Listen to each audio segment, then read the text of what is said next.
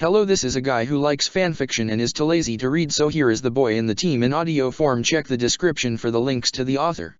Chapter 21, Yesterday's Pain is Today's Rain. Shinka was flying. It was nice, flying beyond the skies, towards the deep pitch black darkness of nothing. Clouds streaked by like tiny white bullets. He laughed as he watched tigers play in the fields, while a giant anaconda devoured whole the world. Fire burned through the forest of men, as thunder soared in the sky. Then, of course, his eyes opened to a freezing cold breeze coming from his open window.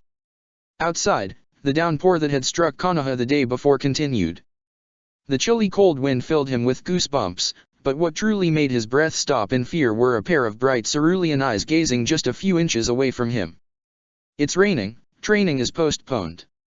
Head to the Hokage Tower, prepare to leave for at least a week. What? Shinka muttered. Again. It's a mission, Kakashi, and I didn't want to say anything more, Naruko sighed, shaking her head. Sorry Shin-chan, I don't like it either. Where are we going now? Kakashi and I didn't say. Don't worry though, I'm a Kage Bunshin, so I'll be able to stick around to help you. She gave him a thumb up, but don't try any funny stuff. I may be made of shadows, but my real self will remember everything we do, and she'll kick your ass if you cop a feel. Shinka blearily gave her a sour look. What? Naruko blinked back. Aren't Bunshin meant to be illusions? Well, duh.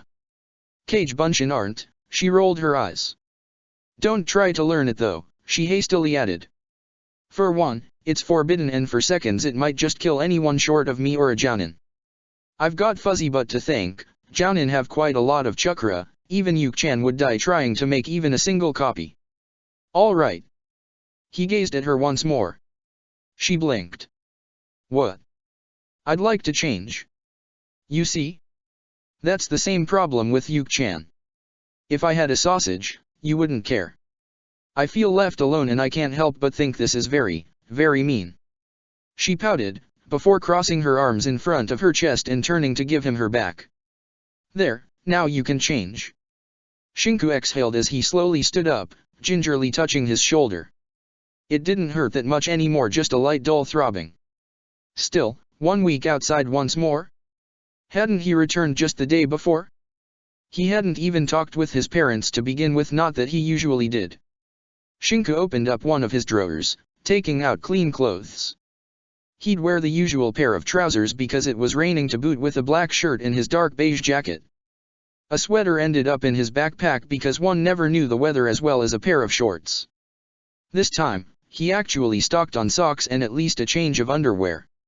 He didn't want to relive the nightmare of using leaves, so a roll of toilet paper found its way inside his bag. To hell with everyone else. He grabbed the melted chocolate, now made of mostly brownish tinfoil, and wrapped it in a piece of paper before putting it inside his pocket. Everyone had a lucky charm of sorts anyway, so his would be a piece of melted chocolate. Remember to have breakfast, Naruko remarked, following him down in the kitchen. Might be the last time you can get a cooked meal. She looked around. Your parents aren't home. They're off to work early in the morning, Shinka replied as he opened the fridge. I'll leave them a note. You should pass their way to tell them, Naruko said. Maybe they planned on making a surprise party for your return, and you leaving will put their secret plans in jeopardy. Shinku chuckled, but it was a chuckle devoid of mirth. I don't think they planned anything. Naruko hummed to herself, shrugging as she looked around like a curious cat. You have a cookie jar. Her eyes widened in disbelief as she saw the so-called jar in a corner. Can I have one? You eat? Shinku asked back. Well, no. Actually, I feel and taste everything just fine. I even have a stomach, you know, but the point is, by the end of the day, I'm a clone. I'll disperse back in chakra and the real one will get all my memories and feelings, she shrugged. So I suppose I'll live on in her? And then there's the taste of cookies. With her memories, I know she'd like to have one. I actually want one, but if it's because I like cookies or because she likes them, and thus I like them, I don't know. Is that why Kage Bunshin are prohibited? Shinka wearily asked back. I mean, you're the copy of a living being, so doesn't that make you living all the same? The Cage Bunshin smiled awkwardly. Ah, I suppose that would be true, she chuckled. But I just don't think too much about it, so Shin-chan, can I have a cookie? Shinku nodded. Take 2 if you want. The moment he returned from cooking his eggs, the cookie jar was empty and the Cage Bunshin's mouth was full. She slowly munched on them, eyeing him with wide eyes and her cheeks full. Munch. Munch. Munch. He ignored her as he quickly ate his breakfast, munching on another strand of bread. Your parents have a bakery, right? She said with her mouth half full, before swallowing. You're lucky, you've got to have fresh bread every day, right? Actually, it's stale, Shinku remarked. Fresh bread goes for sale, stale bread comes home for the next day, he retorted. Nariko frowned, before closing her eyes and sighing. Well, I'm out of juice. Going to pop any moment now, so, remember your weapons. If you need some more, try to get to a ninja shop. They're usually open at 7 anyway. Even if you come a bit late, I'm sure Kakashi NII isn't going to be there as early as 7. He'll probably be there by 9 o'clock or a bit later. No way he'll have us go under the rain. Then she popped away, leaving behind just a few tendrils of smoke that soon dispersed in the air. He gathered what little he still had to take, before taking out an umbrella and starting his walk towards the Hokage Tower. The rain came down heavy and laced with ice, the sleet forming dirty puddles of mud along the road. His left hand gripped tightly on the umbrella even as the wind blew strongly against it, until a loud and deafening crack broke it in half. He sped up, running forward trying to avoid the rain until he slipped, and nearly fell. He didn't because countless times of nearly falling, nearly slipping, nearly ending up down on the ground once more, instinctively told him to do something with his feet. And he did. Chakra gripped him tightly to the concrete sidewalk, as he froze in mid-step. He had actually managed something cool for once. The day was turning out to be great. Smiling, even though he was now soaked to the bones, Shinku ran the last few blocks of the city with a smile on his face. By the time he reached the Hokage Tower, he was utterly drenched. His backpack was safe beneath a rubber layer. They sold them water-resistant after all, but he himself would have killed for a towel. He actually had one in his backpack, but he'd have to open it to get it, and it was way beneath everything else. When he arrived, he frowned. Sasuke and Nariko both waved at him, with Nariko holding up a plastered smile. "Ohi, Shin-chan." Nariko exclaimed, "Guess what?" "What?" "Guess." "I don't know, Tora drowned." "Really?" A nearby Chiryunin exclaimed, "The Hellspawn is dead."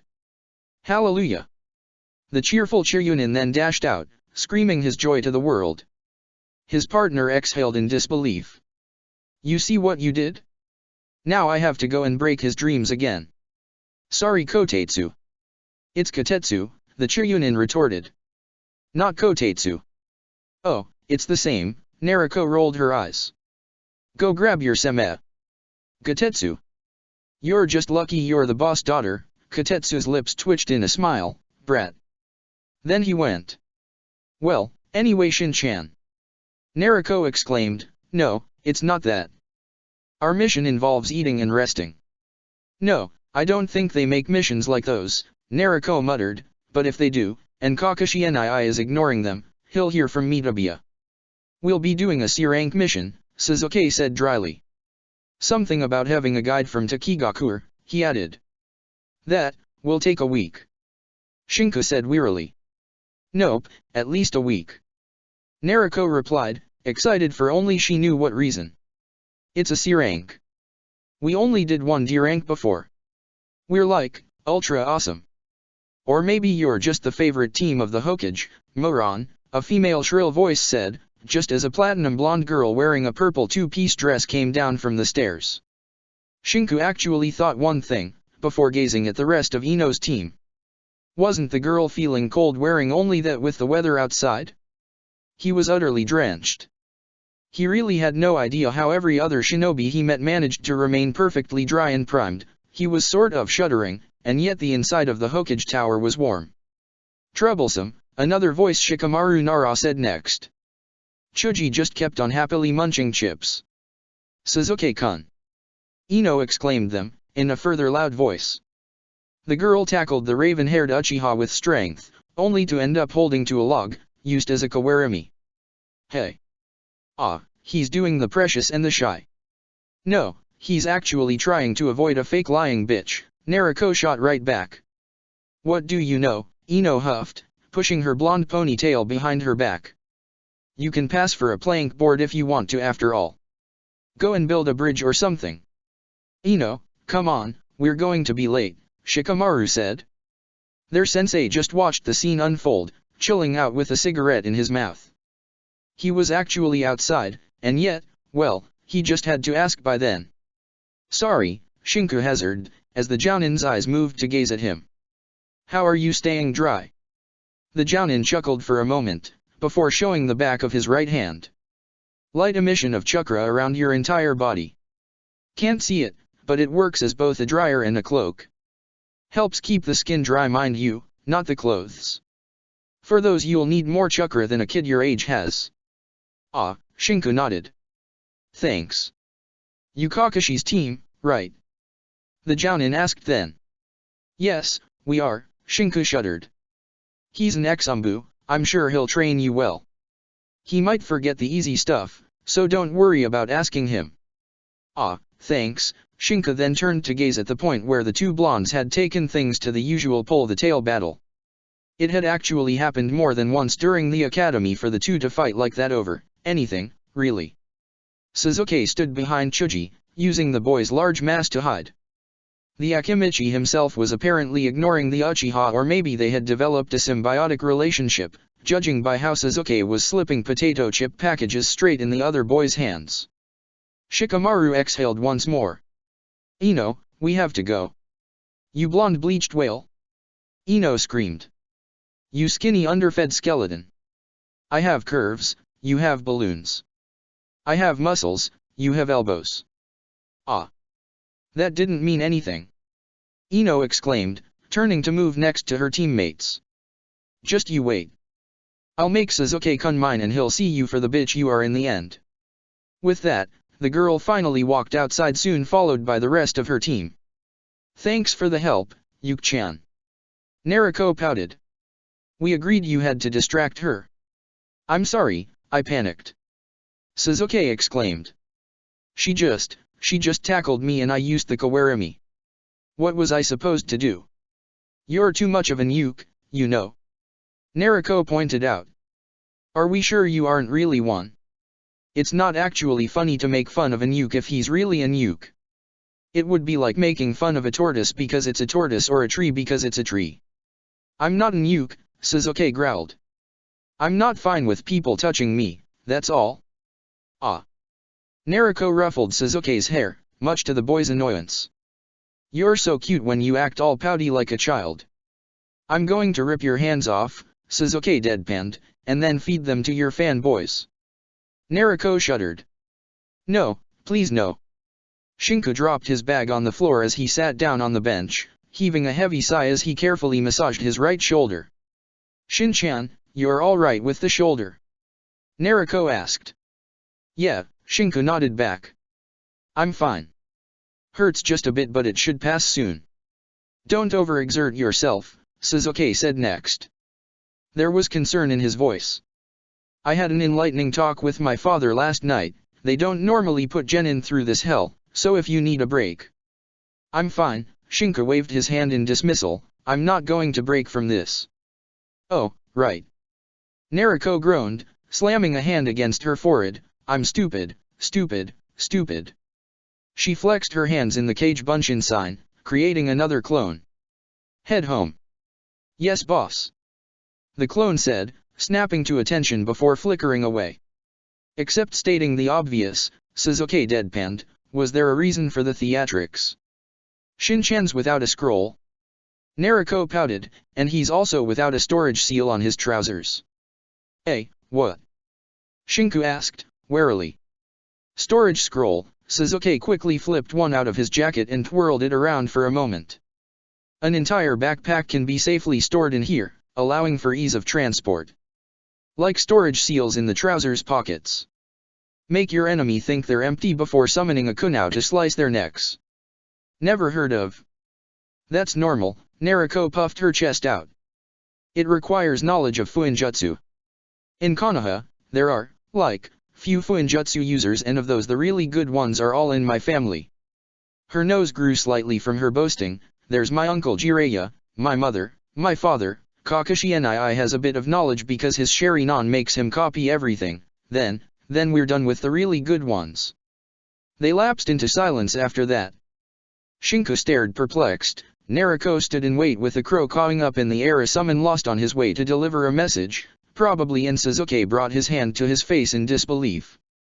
Just thank her and the awesome Namikaze Fuinjutsu skills if you don't want her to keep waiting like a moron in that pose, Sasuke muttered. Ah. Thank you. Shinku hazarded. Yes, Nariko groaned, lowering her head. Shin-chan, would a bit of excitement kill you? Excitement? Joy? Cheerfulness? Activity? Saying more than 2 words. No, don't, Sasuke said then. I like him as he is, the Uchiha said then, gazing at Nariko. Quiet ones are needed to offset your own joy, Dobe. OHI, team, the world has enough emos with you. The world needs more awesome. Maybe, you think orange would suit Shin-chan. What am I, a tailor? And no, only you wear orange, for some strange reason. Orange is awesome, and I can use henge to change the color of my clothes, so really. Shinku slammed gently the back of his head against the wall, and then closed his eyes. He'd catch a bit of a shut-eye while the other two spoke. He'd never say it straight to their faces, but their voices lulled him to sleep better than any lullaby. Shin-chan, a voice called to him. OHI, Shin-chan. Wake up. Shinku yawned, before blearily opening his eyes. Nariko smiled, holding out a scroll for him. Here you go. Your things are already inside, she smiled. Thanks. You're welcome, Shin-chan. With that, he ended up holding onto a scroll. He zipped open his jacket, putting it inside one of his inner pockets before closing it afterwards. Now he just knew things would take a sour turn. Outside, the downpour had become a veritable typhoon, and a strange teenager couldn't be more than 16 looked every now and then towards them. What time is it? He asked then. 11:30, Sasuke grumbled. I'm actually not angry, Kakashi's late, if the downpour ceases. In that moment, the Hokage, the frigging Hokage, came down from above holding Kakashi by his neck like a child. You're an Umbu class operative, Kakashi, act like one. But sensei, it's raining. Kakashi muttered, I hate rain. Grow up. The yondaime then dropped the jounin on the floor. The man quickly flickered back into a normal work posture, coughing gently. Ahem. Hey Dad. Nariko waved at the yondaime. Do we really have to go today? Of course, the Hokage replied crisply. Shibuki-san, the older teenager jumped slightly at his name called. This will be the team you will be guiding to the Kigakuer. I see, the boy said, slowly coming forward. He had ink black eyes and long, dark brown hair. He wore gray pants, a green shirt, and ninja sandals. His forehead protector actually had 2 long straps that continued way behind his shoulders, so he was a shinobi too. Hesitantly, he extended his right hand in greeting. Nariko blinked. She looked from Shibuki to Shinku, and then back once more. What? Sasuke said, looking at Nariko. Nothing, nothing, Nariko replied with a thoughtful expression. Kakashi smiled. Well, let us get going then, under the rain, the cold, harsh, unfeeling rain that will probably make my mood sour. Go now, kid, Minato exhaled. You're evil, sensei, Kakashi grumbled as he began to head out, soon followed by everyone else. Harano-san.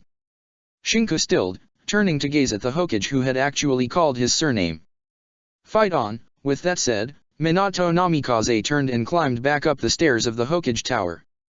Shinku frowned, and then began to run to keep up with the rest of his team and their guide. The mission was a C rank. It meant there was a slight chance of encountering bandits. It didn't mean there had to be bandits, right? And really, they were just following a guide. For some reason. What reason was there to be guided somewhere else, actually?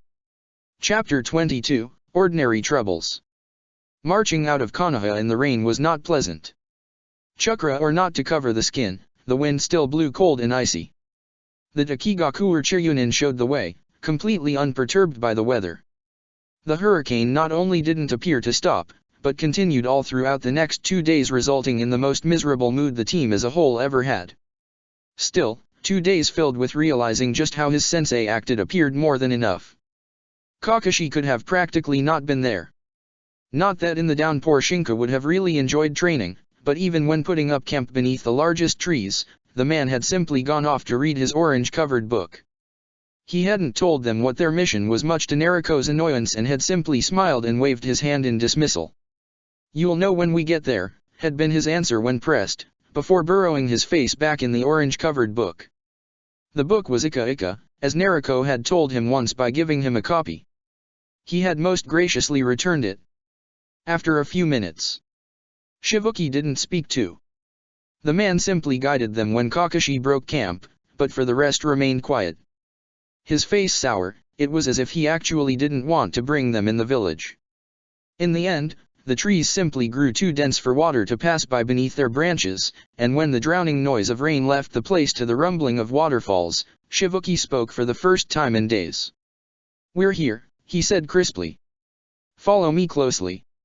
A rocky path rose from the ground a few feet away from a waterfall, proceeding right behind it and losing itself in the darkness.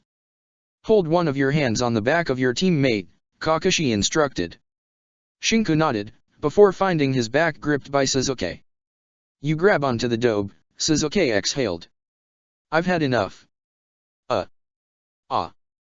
Naruko whined, copping a fey. "Quiet," Kakashi hissed, silencing Naruko with a wince. "We're on a mission, not taking tea in the forest of death." Chastised, Naruko grabbed the back of Kakashi, while Shinku gripped on her orange jumpsuit. They began to walk inside the dark cave. Takigakuer is divided in Inner Taki and Outer Taki, Shibuki's voice came through distorted from the echo. Inner Taki cannot be accessed. It is the location of the hero water. Outer Taki is instead free for every visitor who has a Takigakuer shinobi to bring them in. Kakashi hummed his agreement. The cave's walls slowly began to gain definition as light poured in from the exit. Then, finally, they left the cave complex. Water rushed in a large circle all around a giant central tree surrounded by a thick wall made of the tree's very own root. Way before that, however, were the first houses, and a vast collection of trash. "Your mission, my cute little genin," Kakashi said with a bright-eye smile, "is to clean the trash." Shinku exhaled a giant breath of relief, which Naruko's scream drowned. "What? Trash? Trash collecting? A C rank about collecting trash. You have seen the amounts, dobe," Sasuke muttered, looking around. "We'll need all the clones you can make too. Just how is it possible?" "Normally the water flows freely downstream through the cave complex we just passed," Shibuki said. "Something clogged it recently, so while many of our shinobi are busy looking for the blockage, this accumulates." The man gestured. "You are forbidden from entering Inner Taki, but a house has been assigned to your team for your needs." Shibuki guided them all the way through a small cobblestone road that overlooked the pools of water that surrounded the giant tree at the center of Taki, towards a wooden 2-story house. An elderly lady with a kind and tired smile waved at them, holding a broom in her hands. "Shibuki-sama," the old granny said, "these must be our honored guests, right?" "This here is my basin," Shibuki said, extending his right hand to present the old lady. She looked just like a trademark grandmother, with her gray hair collected in a bun behind her head and winkles all over her face. She even wore one of those old dark green kimono that were the fad decades before Shinku knew that, because he too had seen the very same cloth on his own grandmother, when she was still alive, of course. "Very well then," Kakashi smiled, "drop your bags inside your rooms while I finish talking with Shibuki-san over our work here." Naruko pouted, muttering, "Trash collecting? A C rank about trash collecting, and he had to act like it was some sort of mysterious secret mission," she grumbled loudly as she entered the house, following the housekeeper who slowly made her way up.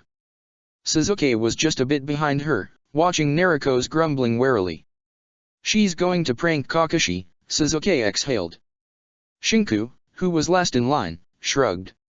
Doesn't he deserve it anyway? Naruko's pranks don't have a constraint, Sasuke retorted. Once, she turned the hair of all the Yamanaka clan members white with green dots, before covering their entire compound in itching powder. The entire compound. Sasuke exhaled. We stationed 23 Uchiha policemen after that accident.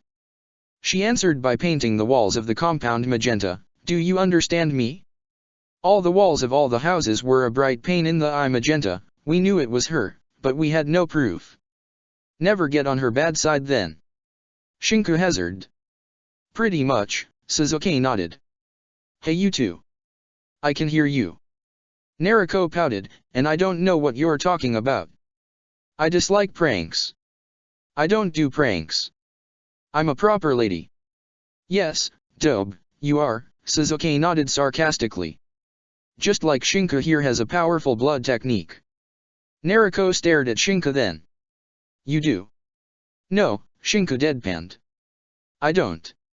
Ah, it would be cool. Naruko pouted. I've got Fuzzy Butt and Sasuke's got the Marangan.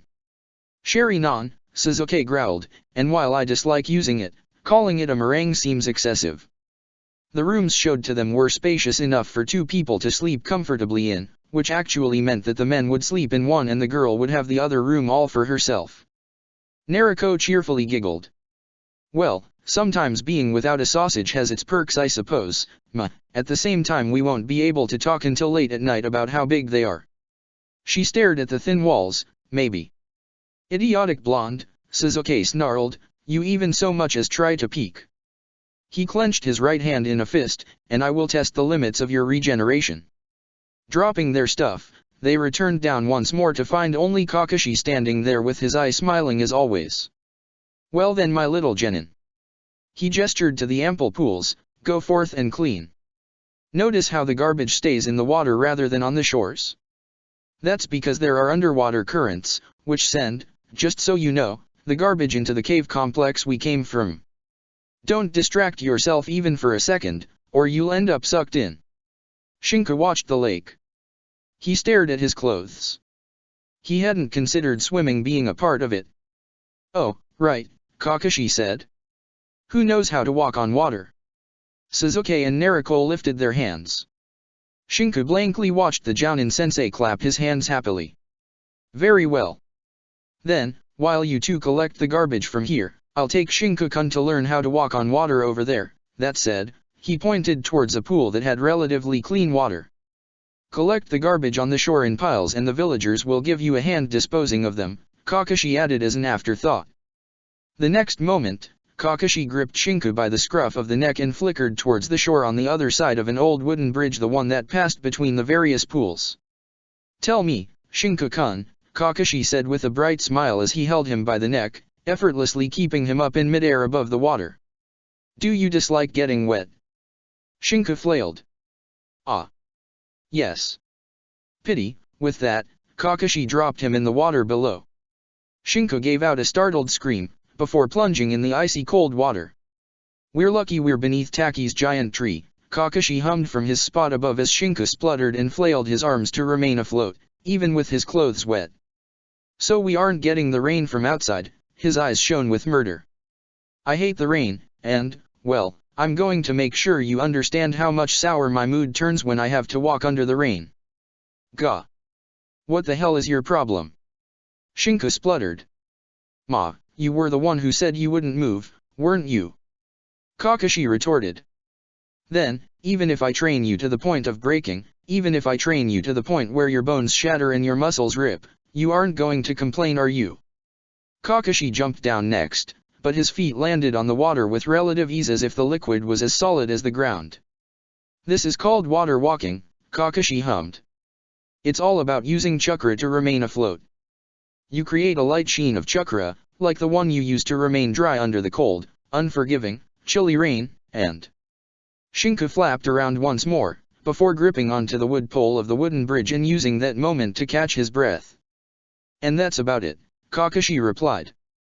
Don't get too tired or the currents might lead you, who knows where. If you end up beneath the water you'll probably just drown, so hold on to something. You're not, staying.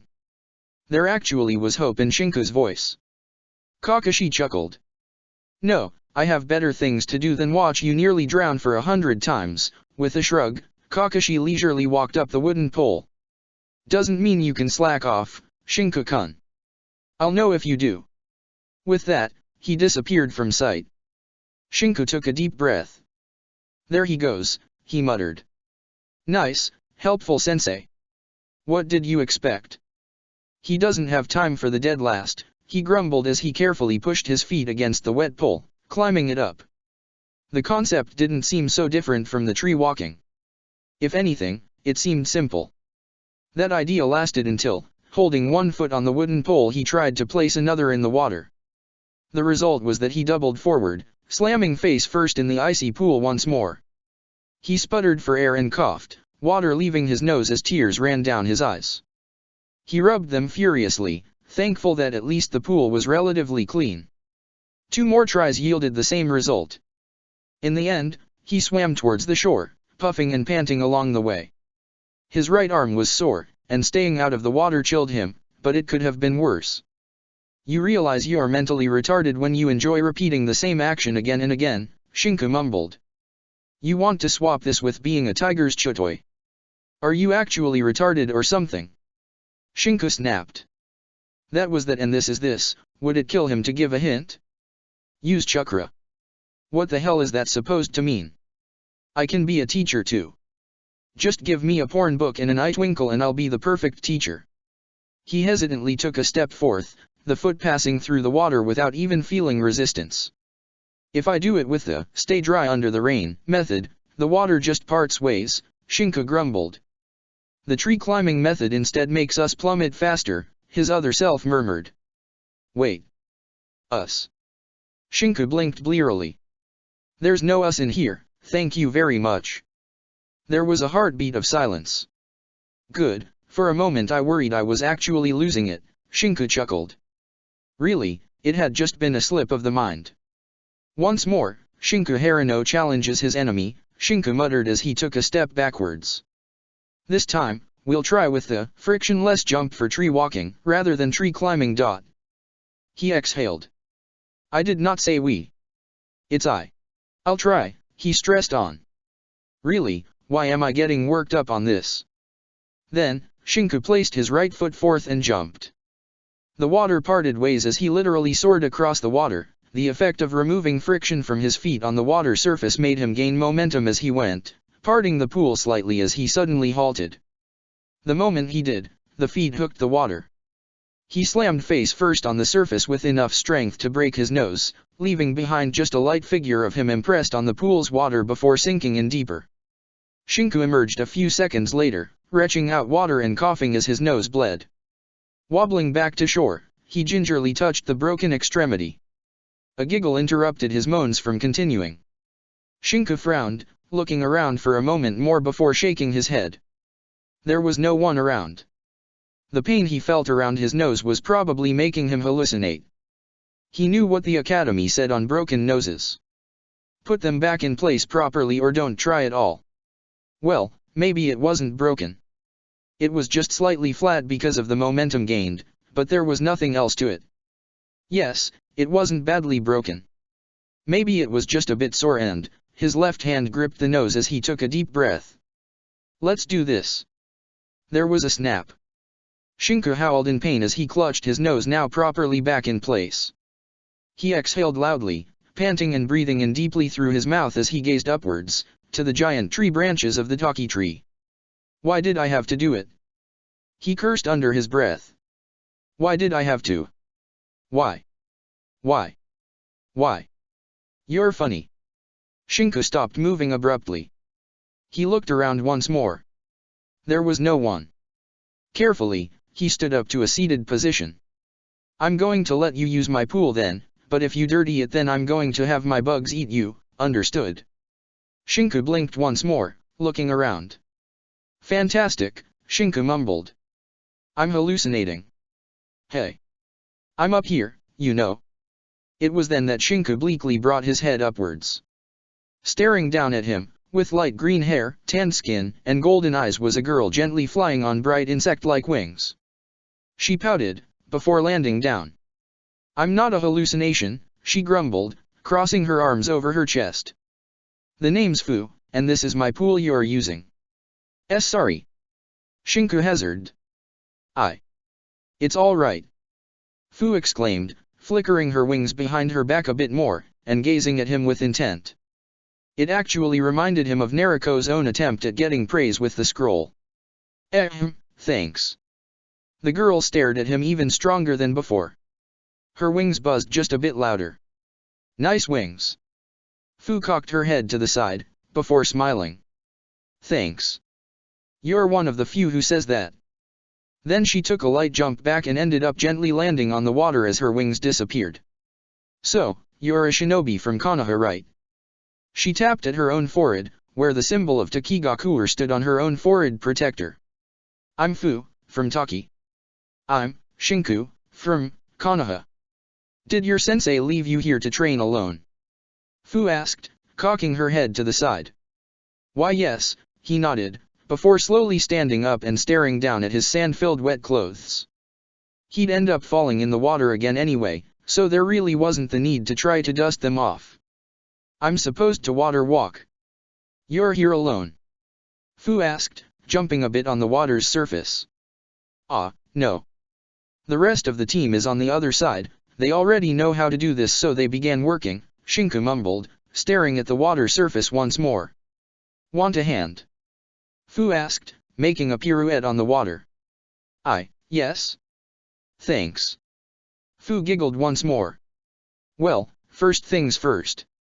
Water walking is just like tree walking, but the surface isn't solid. Instead of, She frowned, well, when you tree walk, you use the amount of chakra that equals your weight, right? And you apply it to the solid surface.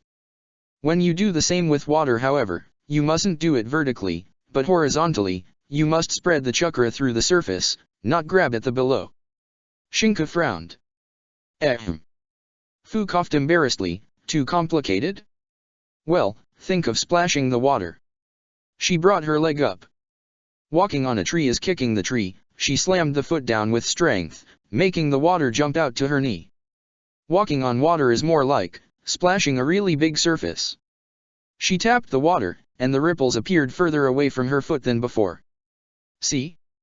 That's how far you have to thinly spread chakra. It's like having giant wooden rings below your feet to paddle through, only instead of wood it's chakra, or like having, well, you know those flowers that float. Right. She stammered, crossing her arms over her chest. Why don't you try again? It's easier if you just jump in it first.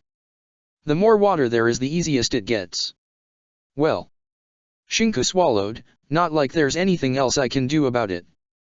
He took a few steps backwards, before jumping ahead. The moment he felt his feet touch the water, he let chakra pour out and the result was unmistakable. He actually managed a forward flip in the water, before landing in the pool with his back and gasping for air, sinking below the water with his chest a moment later. Gah! There. You did it, did you see? Just try not to jump again afterwards. He saw her start to fly once more with the corner of his eyes, her chakra wings speeding up as she stopped just in front of him, offering her hand to get him back up. Need a hand? She giggled. Kakashi hummed to himself from his spot on the roof of a nearby house.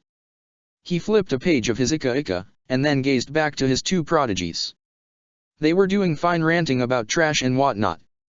He turned his gaze to Shinku and smiled. He had asked Shivuki which pool the Jinchuriki of the Nanabi usually used. After all, the mission also served another purpose.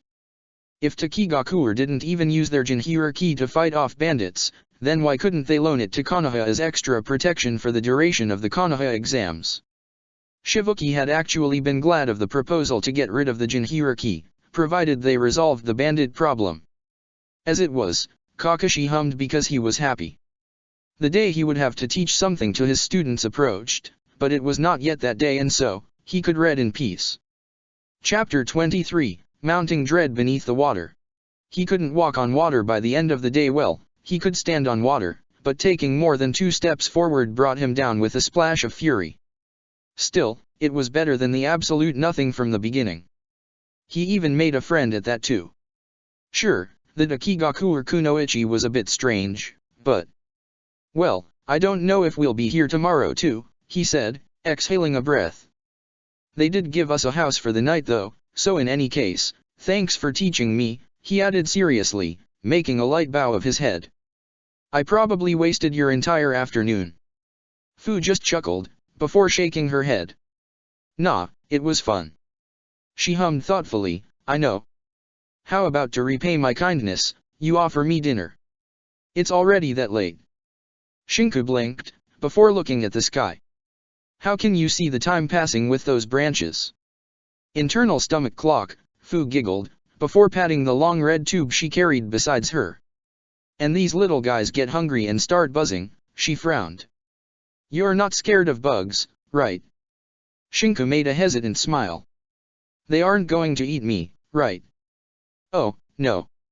They're harmless unless I tell them to. Exhaling in relief, Shinku shrugged. In Konoha we have the Abarame clan. They have insects inside of them, and sometimes if you stare hard enough you can see them crawl out of their ears or sleeves. He looked at her, it's not really troubling after you get the hang of it. Oh, Fu looked sideways, and if I told you I have a really large bug inside of me? Doesn't that make you like an Abarame then? Fu giggled. Right. Then I'm a Taki Abarame I suppose, she looked around. Hey, want to try flying? Eh? The second came of surprise because he didn't even get to say yes or no. Fu simply tackled him, grabbing his body by the midriff, before bringing him up in the air. He flailed for a moment. Hey. How high are we going actually? Shinku swallowed his nervousness. He knew nothing about flying. Relax, I've got you. Then her hand slipped for a moment. Ops. Sorry. She laughed. He paled. Really, did he have no luck? Suzuki watched with a dark look the offending object. It was a string of something. It looked like a thong, but it seemed made of hair. It was something. Something indescribable, that no human should ever see for as long as they lived. Nariko's clones had done most of the job while the villagers had helped too by carrying the waste out of the shore and towards somewhere where such horrors would never see the light of the world again. Yuki-chan. Nariko one of her anyway screamed. Emergency. Alert Priority 9. Code Black Mamba Yuki. Suzuki's glare would have frozen even hell itself as he turned. What? What's going on? I swear if it's another torn swimsuit and... Nariko grabbed his head and then nearly twisted it out of his spine as she pointed it upwards, to the sky. He blinked for a moment, and then closed his eyes. No. I am not seeing that. But. Wasn't he training with Kakashi? Where the hell is our sensei to begin with? Suzuki looked around. Kakashi nii. Right. Maybe he knows what's going on. All the Nariko clones screamed as one. Kakashi nii. Is everything alright? A Dakigaku or shinobi remarked, appearing nearby. Our teammate is being carried away, that's not alright. Nariko actually grabbed the shinobi in question, before pointing straight to the problem at hand. There. You see? Is that a predator bird or something? Do we have to call the Taki animal control? Get my teammate down. Excuse her, Suzuki grumbled, gripping Nariko by the neck. She gets overly emotional when stressed out. He then blearily watched as Nariko gripped her hands together. What are you trying to do, dope? If I form a Nariko chain of Kage Bunshin. That's the Jinhyuriki, the Dakigaku or shinobi said with venom in his voice. Nothing to worry about, the man shrugged. She likes to talk with visitors that aren't from Takigaku. Taki has a Jinhyuriki? Suzuki asked. Yes, we have a beast, the man spat to the side. She's just a cost on the village though. Can't send her outside on missions, can't keep her in the village because of the insects, she's just a bunch of problems tied together. What do you mean? Nariko asked with her eyes half closed.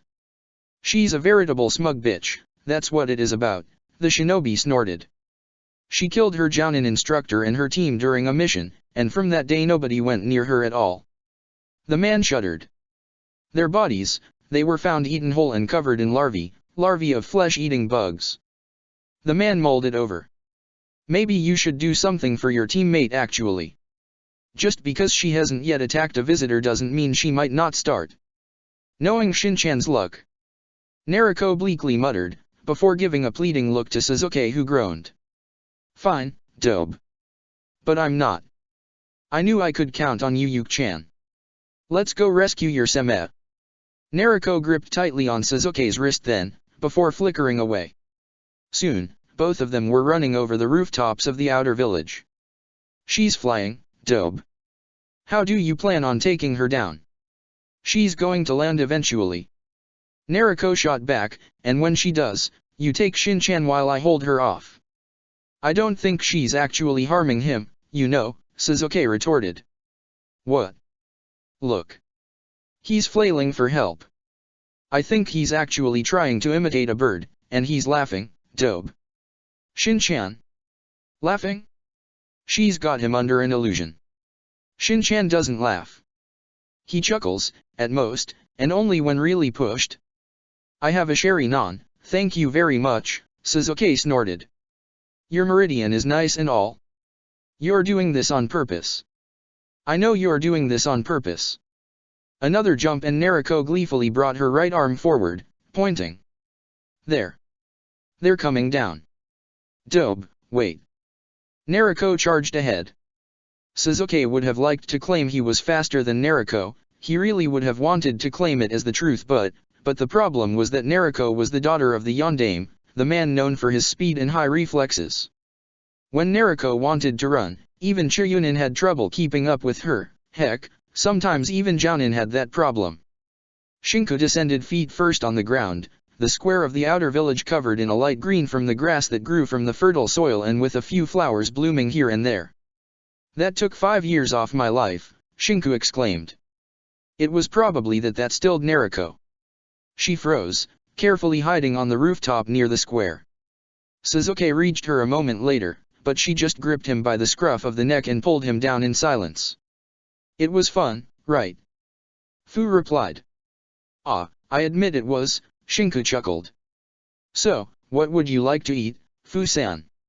Is it me, or he is surprisingly bold? Sasuke muttered, looking from Shinku to Fu and then to Nariko, who was biting her lips with cold eyes. Why did I even bother? Nariko muttered with her eyes cold. I knew he had a mask on. Why did I even listen to you? Come off it, dope. You can't be sure of it, Sasuke retorted. Maybe you're simply not his type. Shouldn't you be happy he isn't a fanboy of yours? He's talking to a perfect stranger, Nariko retorted hotly. He's talking, chuckling, and laughing with a perfect stranger, while he barely gets a word in with us. Maybe he's still overwhelmed, Sasuke muttered. He does talk with us. Not to that level, not with that laughter. He's offering her dinner, Nariko mumbled. He has yet to offer us dinner. You always yell about getting ramen, Sasuke replied, and it's been how long since we got to know each other? 1 week? 2. It took him 1 day to befriend that girl, Nariko hissed. He's even paying her dinner. You're the daughter of the Yondaime and I'm the son of the police chief. His parents are bakers, Sasuke retorted. And you nearly empty my year savings every time you rope me in offering you dinner at Ichiraku. Do I really need to go on? Arg, why am I discussing this with you, Yuki-chan? You're not a girl, no matter how much you try. You can't understand. This is personal. As a female friend, I have to ensure no evil women will ever lurk near my male friends. I hold off Ino for you, don't I? How does that tie in with you sharpening a kunao? Well, I told you the shy and meek was just a mask, right? You didn't believe me and there's the proof. Now, if Shin-chan's under a genjutsu then I'll just rip that girl's heart out and beat her body to the ground. Sasuke stared blankly at Nariko's face. It displayed a slight smile, one of those I'm going to burn the world and cook a sausage with the cinders smiles.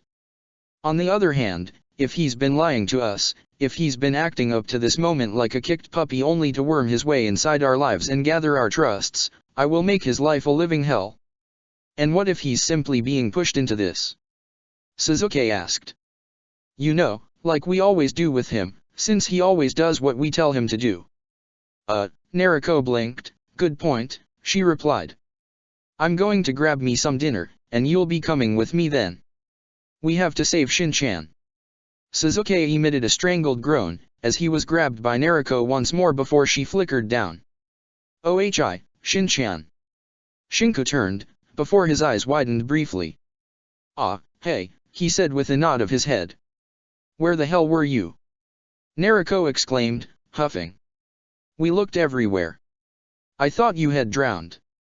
Well, Kakashi-sensei just left me there, he muttered back, shaking his head slowly. Since he didn't come back in Fusan. Fusan? Naruko's ears twitched. Who's Fusan?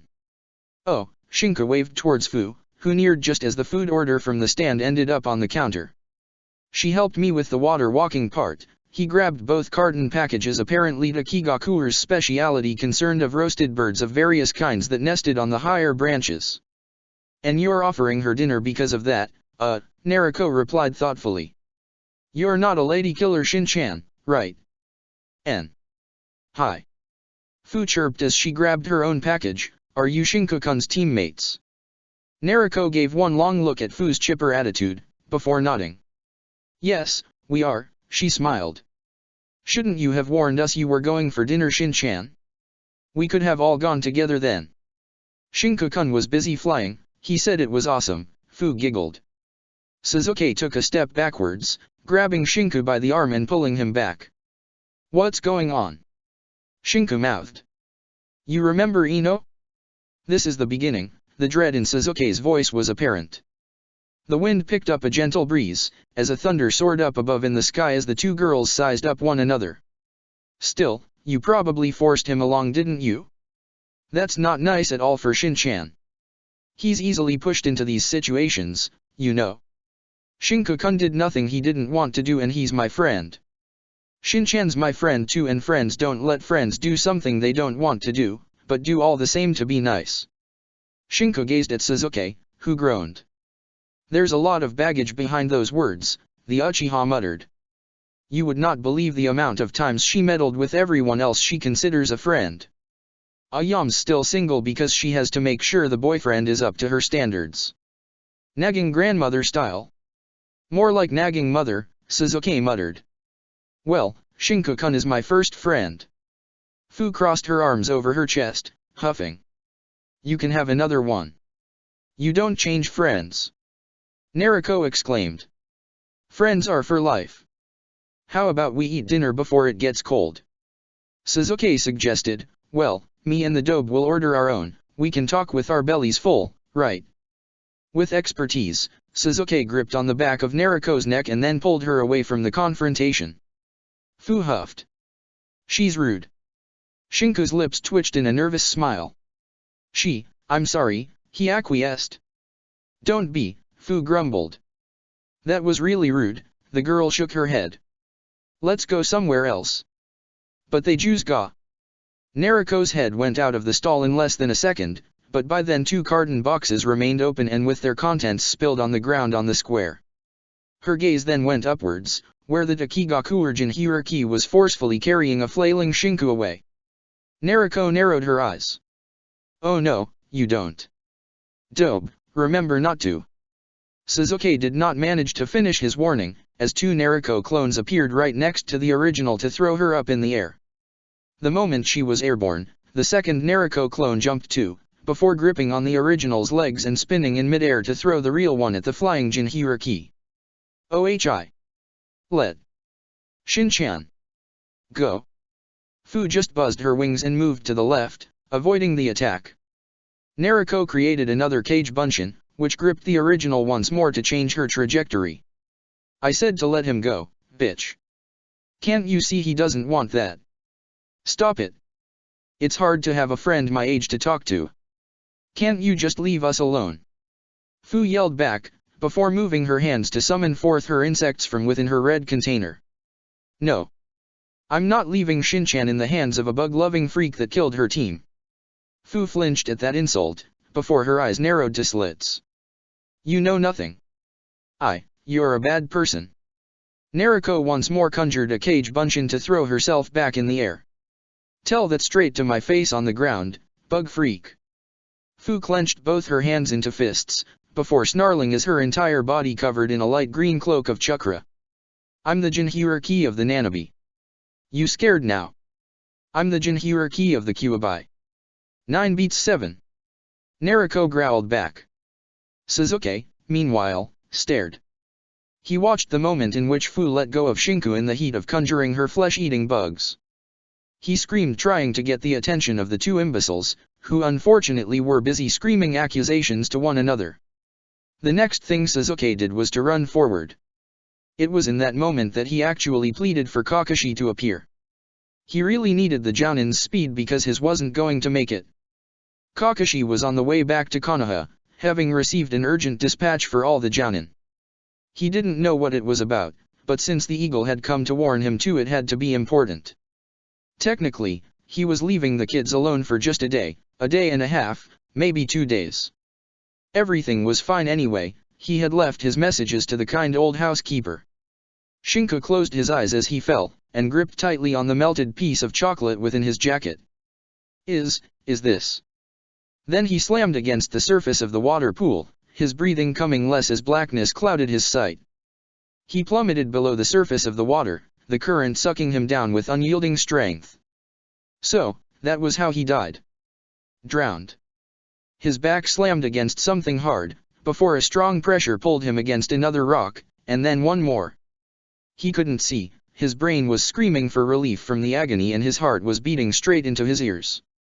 There was no escape, no safety, no leaving. Then he sped up. His body slammed against a cold surface, a crack resounding clearly in his head as air suddenly rushed to meet his face. He gagged and breathed in deeply, gripping with his hands against the surface of whatever he had broken. He punched, flailed, and kicked, the pressure of the water behind him pinning him to the strange wall of earth and then it gave way, and he ended up plopping on the other side of it and coughing, sputtering salt water and retching on the floor. He cried and sniffled, gripping at his shaking legs as the deep pitch-black darkness that surrounded him was still better than death. Unless he was dead.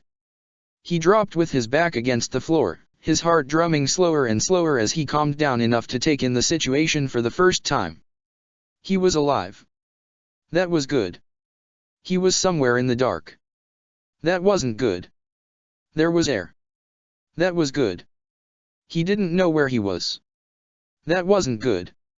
We're screwed, he sang. Well, no. He didn't. Someone in the dark sang it. No, we aren't, he muttered back. We're screwed, Shinku. Admit it. We're in a dark nowhere surrounded by nothingness. We're screwed and we're talking to ourselves because we're too scared to admit we're going to die here. We are going to die in here. We are going to die in here. Didn't they send their shinobi down the tunnels to check for blockages? Shinku retorted. They should be here, right? Why don't you look around? He brought up his right hand, before slamming it down near him. Someone's bound to. His fingers touched fabric. Shinku frowned, and then pulled at it. It was, well, there was something heavier beneath it. If only I had a light. You have a matchbook in your backpack. I left the backpack in the scroll. And the scroll is in your jacket, right? Right, Shinku exhaled. Right, good, smart idea. I live to please, and survive. I'd really like to survive. Can we please, pretty please survive? Shinku fumbled with the zipper of his jacket, before unrolling the scroll. What if it doesn't work when wet? You unrolled it, Shinku. It either works or doesn't. If it explodes, at least we don't die from hunger. What if we survive the explosion? Damn it, Shinku, are we really that damn unlucky? Get rid of that piece of chocolate, you imbecile. It only brings misfortune. I'm keeping that until I'm dying, he retorted. I suppose, chakra. I'd try blood and summoning forth something. You know, maybe if you fumble with the hand seals long enough someone is bound to take pity on you. No need for sarcasm. Shinku growled, before pouring chakra out of his hands and into the parchment. There was a puff of smoke, soon followed by his backpack's weight and form appearing in front of him. Not that he could see it, but he did feel it. Exhaling, breathing in deeply once more, exhaling once again, Shinku moved his hands through the backpack. The matchbook was next to the canteen, inside a waterproof smaller bag because. Calmly, he gripped on one of the matches and then used his index finger to hold the case still. The match lit up with a flash, giving off a faint light that palely illuminated the cloth blue fabric and the rest of the body. A flak jacket, a takigaku or forehead protector, a corpse. Shinku's blood froze in his veins as the match he held with his fingers fell, ending up on the scroll that soon began to burn brightly. In the growing light, a corpse became two. Two corpses became four. Shinku gripped on the handle of the scroll and lifted it, using it as a makeshift torch to illuminate the cave he had ended up in. There weren't just four corpses. There were piles of them. And they weren't even rotting to begin with. Chapter 24, In Dark Caves Blooms Crimson Madness. Shinku hurled, gritting his teeth as he dropped the flaming scroll. The parchment rolled down the humid ground, slowly dying off to embers. This wasn't good. This wasn't good at all. He was in the pitch-black darkness surrounded by mountains of corpses and bodies. A few of them were still bleeding. A few of them they were fresh. There's an exit, he muttered. Or a way for them to dump the bodies in, he hissed. He got down on all fours. Shinku? You have to work with me, Shinku. There are bodies in here. He screeched, before putting a hand to his mouth. Shut up, he hissed. They'll hear us. Who? The enemy, whoever did this. Taki Shinobi died. Chiyunin, maybe Jounin Shinobi of Taki died and we're a tiny itsy genin unable to do more than water walk. We're going to die. Shinku croaked out. No, we have a team of prodigies. We just need to reach them and warn them all. Our sensei is a Jounin. We just need to go. Everything is dark. Now that you have stated the obvious, grab a match, find something useful from the dead men around us, and move it. If they were going underwater, they had to have something to breathe, right? Or to see in the dark. Glow sticks, for example. I'd really like to have a glow stick. Shinku gently nudged the corpse in front of him. Check the pockets. What if there's an explosive tag somewhere and I prime it? Doubtful, he muttered. Whoever killed them probably looted them before us of what they deemed valuable. We'll only find spare stuff, like a glow stick, there. What are you gripping now? How the hell am I supposed to know? If it's a glow stick, break it. Right. He had to crack the small thin tube to let it glow, if it was a glow stick. Light a match if you want to be sure, his voice came once more to his ears. He held the possible source of light with his right hand, while gripping on another match for light. The sigh of relief he exhaled spoke volumes. It was a glow stick. He was actually lucky for once. This is the power of the chocolate. This is sheer damn knowledge of what we have at our disposal and utilizing it for surviving, Shinku. Stop blabbering cheesy nonsense and get to work. Loot. Scavenge. Hunt. Survive. Move it. Move. Move it. All right. The soft green glow calmed him down, as his hands soon began to move through the rest of the stuff on the corpse. Holding the stick between his teeth, Shinku gripped at a few spare shuriken and holders, before grabbing onto the flak jacket itself of a Jounin nearby. It was a few sizes bigger than what he usually wore, but it was a Jounin flak jacket, reinforced with thin steel plates within. It was safety. Blood was everywhere close to the neck, making it sticky in that area, but at least he'd be safe from a kunao to the stomach. He dropped a few wet tags out of the pockets and on the ground, before filling the empty spaces with more. Barbed wire, steel wire, shuriken, kunao, even a tanto found its way on his back, followed by a katana. It was heavy. Everything he had on weighted him down, but he took a step forward anyway, soon followed by another. He ground his teeth as the glow stick flickered and died, while he moved his hands to grab another. The exit must be somewhere, maybe it's like the cave complex. How do we leave then? There's air in here, there must be a way out. Like what? A vent upwards. We can climb through those things, Shinku, he muttered. We can rappel if we need to. We have a damn grappling hook. We could wait for help, sensei. He left us. He didn't care.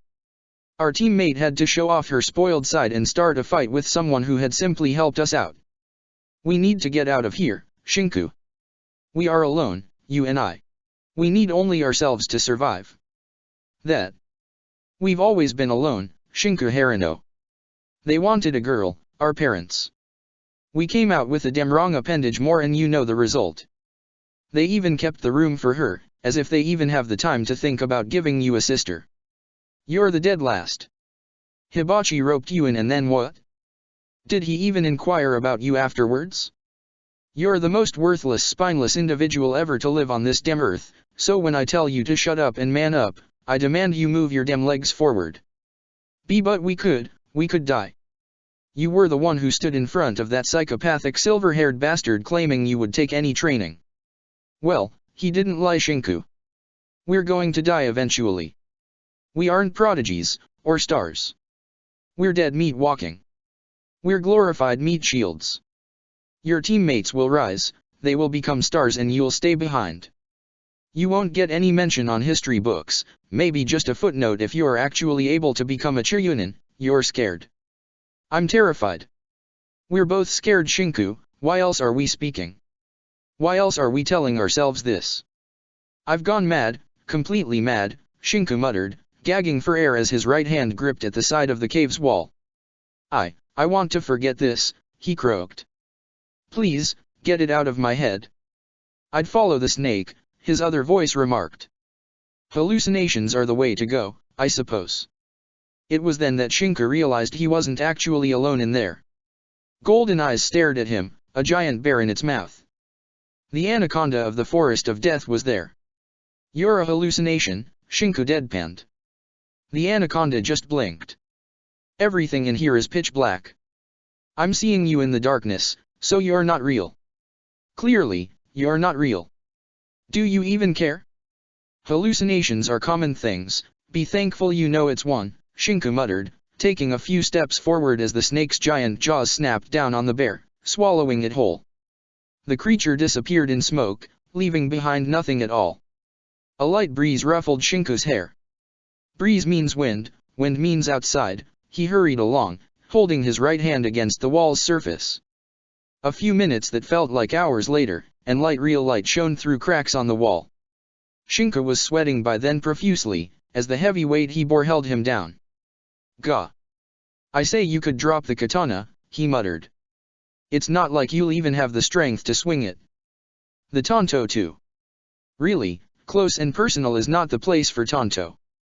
Use a kunao for that, right? He added as an afterthought. You don't need 50 kunao. 20 are enough.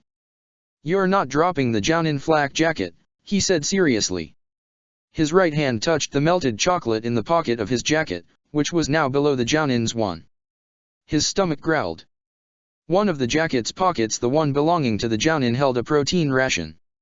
It was no more after a few quick munches, and even the second one soon ended down his stomach. A sip of water from his canteen came next, and then he wobbled forth once more. The light increased as he finally stepped towards the end of the cave complex. The outside with its cloudy sky loomed just over the cave he had left behind. The cave apparently had led him once more into Kigakur, only in Innertaki. Innertaki. It was inside the giant tree itself, and the cave actually left him on the back of said giant tree. There was a stone path that led directly inside, which wasn't guarded, but was strewn with corpses. He pushed his body down on the ground, before slowly crawling forward. He hid behind a large rock across the path, peering over towards the entrance of the tree. There was no one standing guard. The official guards' corpses were on spikes, hanging and bleeding down on the ground crimson pools. Shinku closed his eyes, gripping on the stone. On the other side of the tree, life went on as normal. Yet here it was a scene from hell filled with dead bodies. It wasn't even funny, this sick joke, this horrid genjutsu or hallucination. Incoming, he muttered, pressing his body against the ground once more and gazing with narrowed eyes at a shinobi wearing a dark beige Chiryunin flak jacket. The Chiryunin was laughing, shaking his head as if in disbelief over something funny. He didn't have the forehead of Takigakuer on his head. No, he had the one from a Megakuer. It wasn't even slashed, meaning the shinobi was there on an official mission. The man headed towards a doorway between giant roots, a completely unguarded doorway, and then stilled to knock at the door. It's aim. The door opened after that, letting the Chiryunin inside before closing abruptly behind. Shinku narrowed his eyes, and then dashed ahead. Jumping, he reached for the summit of one of the roots near the doorway just slightly above it and froze. Now's the time for knock-knock jokes, Shinku whispered. Not now, he replied. Let's find the team. He jumped away, pressing his body to the roots every time he saw a flash of something, even if it was a bird most of the time. The tree was enormous, and actually circling it all was a boring and long process, but he wasn't going to fight head-on an invasion force from a Megakuer. If it was an officially sanctioned mission from another village and they had managed to take out all of the shinobi forces, it meant Takigakuer wasn't actually simply attacked. It also meant the trash mission. No, it couldn't have been a trap for his teammates. There was no way of knowing whom the Hokage would assign to which mission. Yet, if they had anyone on the other side, and that other one told the ones inside of just who was there, they had to leave. To hell with Takigakuer, they, as a team, had to leave. The bounty on the Yondame's daughter was the wet dream of all Uegakuers Umbu. The one on Sasuke Uchiha was just second to it. Both of them were a jackpot, and Naruko had been making a scene on the square, the strangely half-desolate square. He cursed under his breath as he accelerated, overextending his reach and flailing his hands in the air. They gripped onto a branch, his entire body spinning before he let go and soared upwards in the air. His foot slammed against the side of the tree, as he kept up running. They had to leave. They had to leave quickly. Naruko stood, dumbly looking at the water surface where Shinku had, where he had. That's too much of a stupid death, Naruko whispered. Shin-chan can't be dead from that. Did any of your clones survive? Sasuke shot back. No, but the current's too strong. He might have survived more than one hit. This wouldn't have happened if you had just left us alone. Fu had tears in her eyes, her face red as she gazed at them. You killed him. You dropped him. Naruko snarled, gazing back with crimson eyes at Fu. You dropped him and he fell down. And then he's not dead, I can't think he's dead from that. We survived the forest of death. You can't die from this. It's stupid.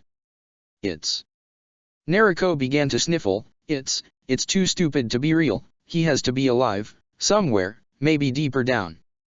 Sasuke awkwardly took a step forward, before ending up having to pat the back of Naruko's head as the girl cried all her tears on his shoulder.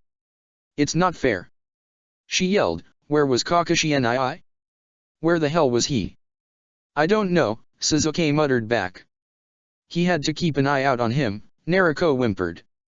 We were all supposed to keep an eye out on him because he was the dead last and he needed a hand. She sniffled. And now he's dead.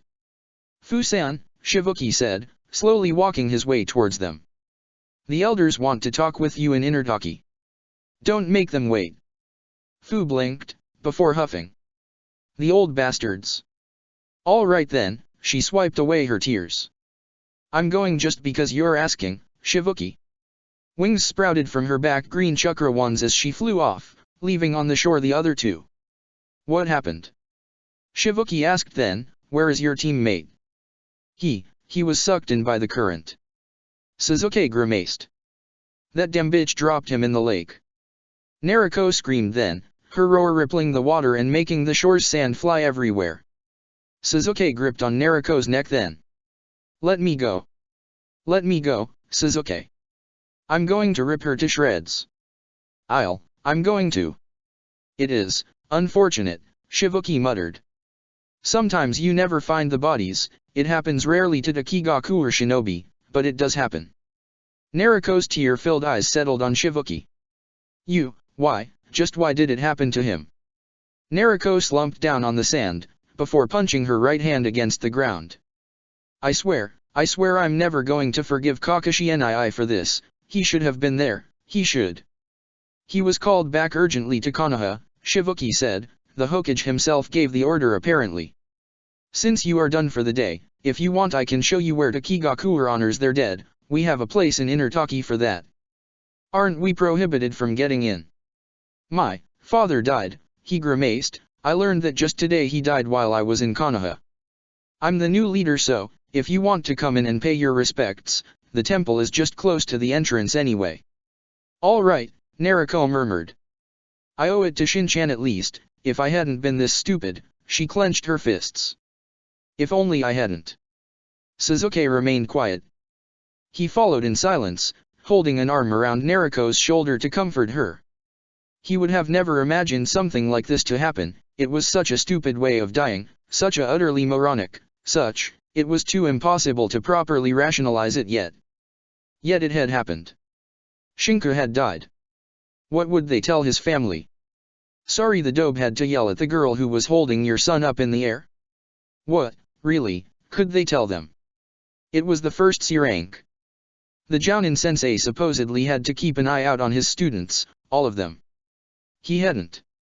He had gone and left them in a foreign village allied as it was and. The moment they stepped through a set of heavy wood doors, a thick water whip came down with incomparable strength on the side of Naruko's face. The girl literally snapped like a twig, her entire body twirling in midair before slamming on the ground, the large gash on her face spraying blood everywhere. Sasuke's entire body felt as if a strong force was entrapping him in beneath miles of water, while a spherical water prison formed around him. A man with the Takigakure shinobi symbol walked forward, while another with the Omegakure symbol was the one holding him prisoner. You did well, Shibuki, Suien said crisply. See that it wasn't that difficult. Now let the villagers go, Shibuki croaked. You've got them like you wanted. Teams have 3 members, Suien stated. I'm missing one. He's dead, Shibuki said, gazing at Sasuke's flailing hands as they tried to grasp outside of the bubble. He got sucked in by one of the pool water currents. Carry the Jinhira key off to the Chamber of Seals with Fu, Suien muttered to 2 Chiryunin nearby. While you, Shibuki, bring me the hero water, and then, if you're quick enough, the villagers won't die. That wasn't what you promised. Sasuke was starting to lose the air in his lungs. Deals can change. Now move. Sasuke's sight grew less. He could break free, maybe, if he. Then he realized that even if he did, there was a Chiryunin holding on to Naruko. How far would he go before they'd menace of slitting her throat? He fell into unconsciousness willingly. They wouldn't remove his eyes without him first activating them anyhow. He'd escape then. Then, he'd make them all pay. An Uchiha never forgets. Chapter 25, Gory End for Innocence Lost. There was no one in Outer Taki by the time he reached the first rooftops. All of the buildings were empty. The people weren't there, and neither were his teammates. His body tightly curled into a ball, his eyes peered towards the direction of Takigakure's giant tree and main entrance to Innertaki. He had circled around the tree, and yet there had been no other entrance. Had his team simply left? Maybe they had. Like always, they had left him alone, leaving him behind. Had they even looked for him to begin with? Don't you dare cry, he murmured. You're not out of danger. I can feel those tears in your eyes' corners. You are not going to cry. But. Look, follow your smart other self advice and we'll be safe and happy, he whispered, closing his eyes shut. We need a plan. We have time. We can wait. The only way out is through the cave complex, Shinku began. The only ones who know the way out are Takigakure shinobi. We need a Takigakure shinobi or villager then, he added, and they all seem in Innertaki. He nodded. So, first thing first, we get inside. Shinku stared blearily at the tree. The doors are probably guarded.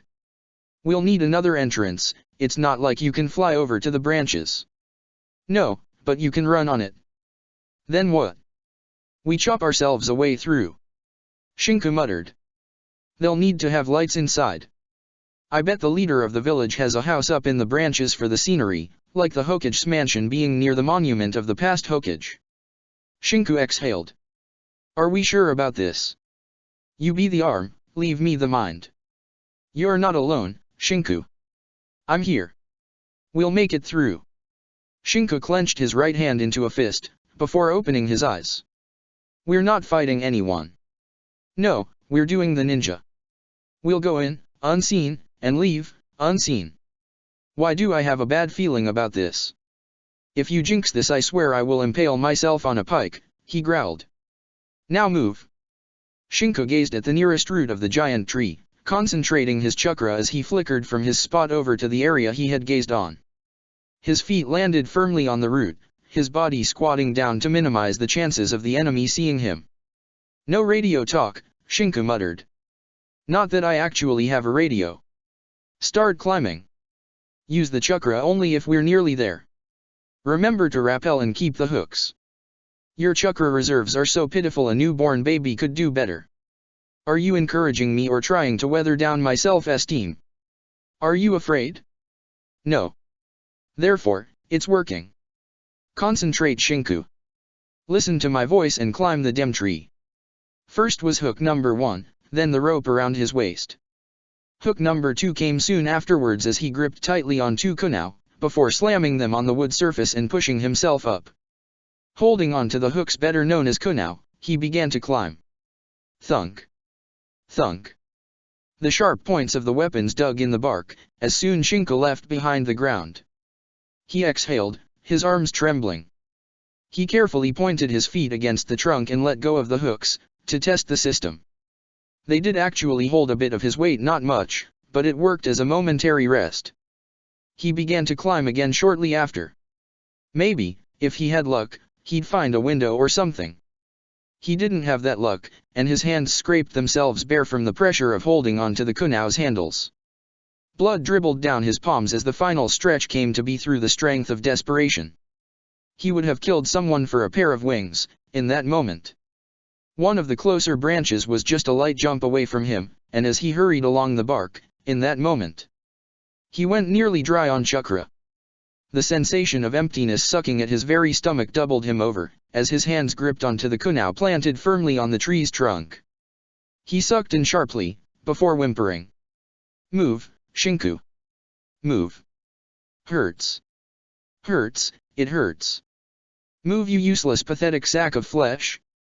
He snarled, slamming the kunao forward. You're a shinobi. You're born to kill and endure. Endure. Move it, Shinku. Move. Another slamming slightly above. Climb this damn tree or die trying. Nobody cares about you anyway. You're in this shit alone with me, and I'm you. Climb. One more thunk, then another. By the third his left leg could practically touch the branch. The moment he finally reached the thick wooden branch, he collapsed on it, breathing hard through both his mouth and his nose. He stared at the taller branches, way above him, and chuckled. I'm not going to make it. You're more than halfway there, he croaked. Just rest for the moment. All right. His eyes closed, and when they did his entire body simply slumped down. He was too tired to even think, let alone move. What was he doing? He was going to die. There was no way a group of shinobi who could take over a village would have trouble dealing with him. Probably the only reason he wasn't taken, was because they thought him dead, and he wasn't a menace to anyone even if they believed him alive. The rustling of leaves woke him up, as the pitch-black darkness that surrounded him told him it was high time he started climbing once more. It was night. He gripped at a glow stick, before stilling. He was in the dark. If he used it and someone saw him, then it wouldn't turn out pretty at all.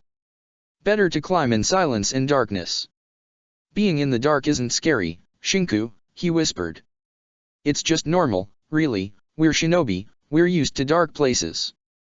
I want to go back home, he croaked, as he slammed his right kunao on the bark.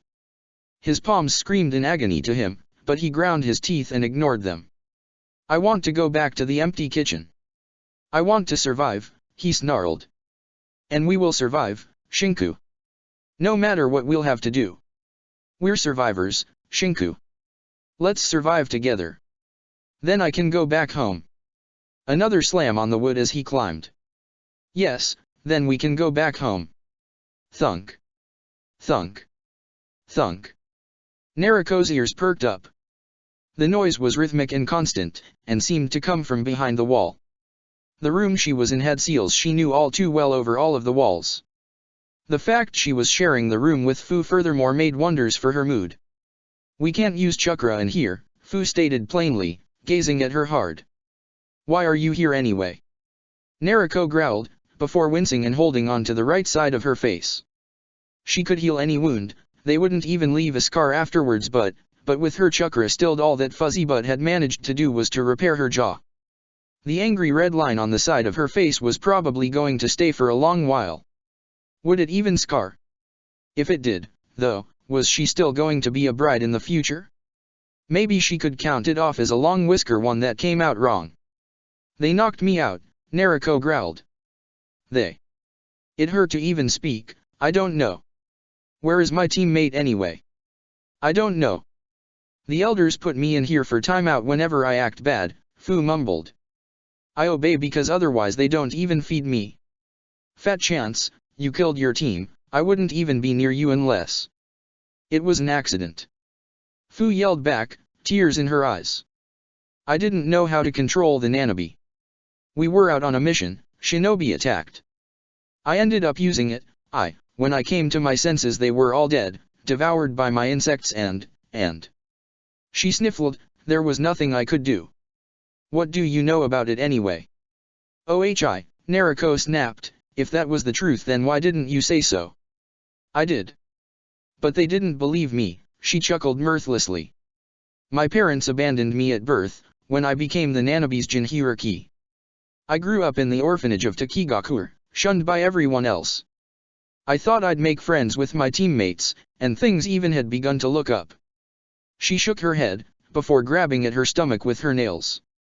Then this stupid, worthless thing came and took it all away. She slammed her right fist against the side of the wall.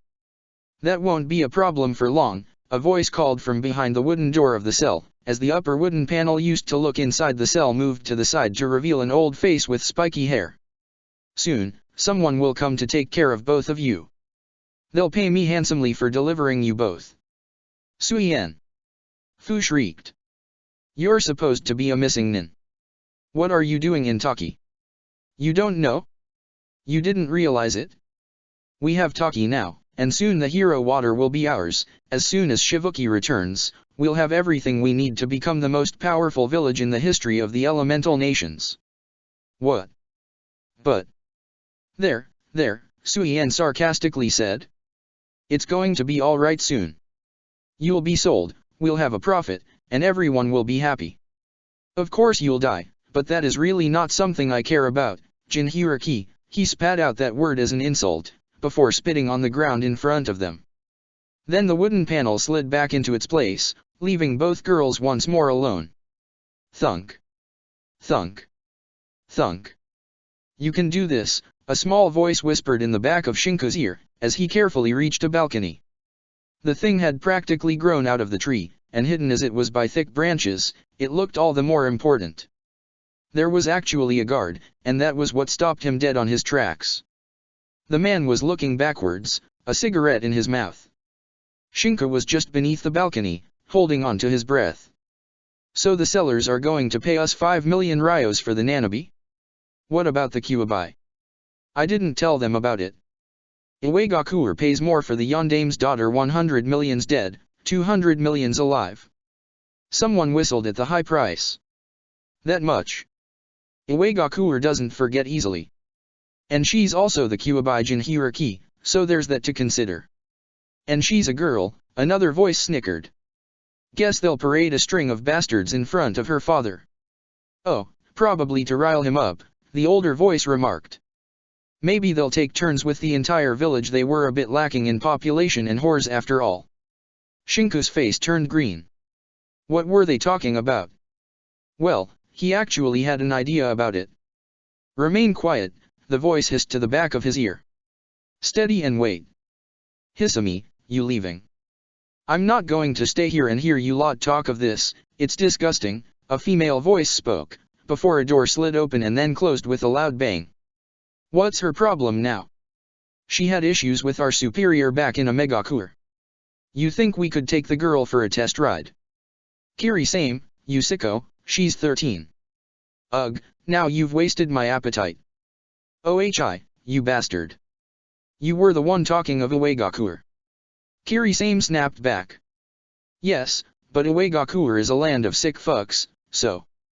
Shinku swallowed, holding his breath. Ah, I was joking anyway, Kiri-same retorted, the villagers are down in the barracks, right? I'll find myself a pretty little thing there. Not too little, I hope. Shut the fuck up, Mura-same. Shinku bit down on his lips. His hands were killing him, but he was still holding on. I'm going to the training grounds, Mura-same snorted. You guys, keep it down. The door opened and closed repeatedly, until in the end the guy with the cigarette, the one who was at the balcony, threw the burnt-off nicotine tube away. Any of you up for a drink? Shinku carefully peeked slightly above the balcony's rail, gazing at the shinobi that were in the room and its general layout. It looked like a sort of lounge, with a sofa and a few low tables. There were a couple of cupboards open and with their contents a bit everywhere, plus what looked like a big kitchen. He hadn't been wrong about the village leader's house apparently. The missing nin all had flak jackets, and as a large group left for the door, 2 others remained behind. Cigarette guy rolled another, his eyes down and concentrated on the task, while his colleague was with a hand over his face, snoring on the sofa. It could have been an everyday slice of life scene. If not for the fact those 2 were missing nin, who had probably killed their fair deal of shinobi, and they were barring his only way through. It was night, why couldn't they just be asleep to begin with? The lights coming in from the room were another problem to solve. He took a deep breath, before tightening the grasp on his kunao. A shinobi must kill his heart, he mouthed. No, no, he shook his head. I'm going to die if I do this, he mimicked talking by moving his lips, without actually letting sound come from his throat. Jump, slice the neck of Cig Guy. There was a light sound of footsteps as Cigarette Guy returned to the balcony, a new cigarette in his mouth. Hiding beneath it once more, Shinku gripped tightly on the handles of his kunao, to the point where blood once more began to dribble. Kill or be killed. Killing is wrong. You're a shinobi. Kill. Kill. Kill. I can wait for him to leave. They'll kill her. I can. They'll kill her. Kill or be killed. Kill or be killed. Die then. Do you want to die? Die then. I don't want to die. Then kill him. Cold-blooded murder sounded so easy, when explained by the academy teacher to a class of students with sparkling eyes caught up in the heroic depiction of the shinobi. Cold-blooded murder was not easy. Shinku held onto the balcony's side by using chakra on his feet, before extending the rope between his 2 kunao and forming a wide noose. Quietly, he took aim. His hand trembled. Steady. Steady. Steady, Shinku. Do you want to die, Shinku? Steady. Then he threw the noose, and jumped downwards. There was an irk, followed by a snap as a body plummeted on the branch beneath with him, beheaded neatly. Blood sprayed on the branch, as Shinku's right hand went to his mouth to hold in the bile and the retching. He had killed a man. He had killed a man with a rope. He had beheaded someone. He had killed someone. Am I a murderer? Shinobi. Kill or be killed. Come on, Shinku. Kill or be killed. Kill. Kill. Kill them. Do you want to die, Shinku? I don't want to die. Stop it. Then kill them all, Shinku, it's easy, isn't it? Slowly, he crept back up on the balcony and quietly moved towards the inside of the room. The other missing nin was peacefully snoring, without a care in the world. Shinku gripped his kunao. He's sleeping. Enemies must die. They will kill you. They will have no mercy. You heard them. Kill him. Kill him. I can't. Your hands are crimson, Shinku. You can. You did. Do it again. Kill. The shinobi opened his eyes when Shinku's knee hit the low table. The enemy ninja realized what was going on too late, as Shinku's kunao came down again. Shinku's eyes closed as he ground his teeth and hissed, a whimper escaping his throat, as the enemy's hands clawed at his own. They were alive, trying to push the kunao away. The kunao that was killing, that was an instrument of death. The enemy whimpered too, as his body suddenly went shock still with its eyes rolled on the back. Shinku fell on his knees, retching on the richly furred carpet. Move. Move. A shinobi that doesn't move is dead. Move. Move. Get out of here. Henge. Henge is useful. Survive. Ga, he. Kill or be killed. You're innocent. You're a shinobi. Murderers kill for no reason. We have one, survival. He shakily brought his hands together for a henge before puffing in smoke to appear similar to the man he had just killed. It wasn't a good job, but it was dark and, as he turned off the light, in the night nobody was going to care much about it. It was probably slightly after dinner time, if the smell of cooked food was of any indication. OHI. Endo.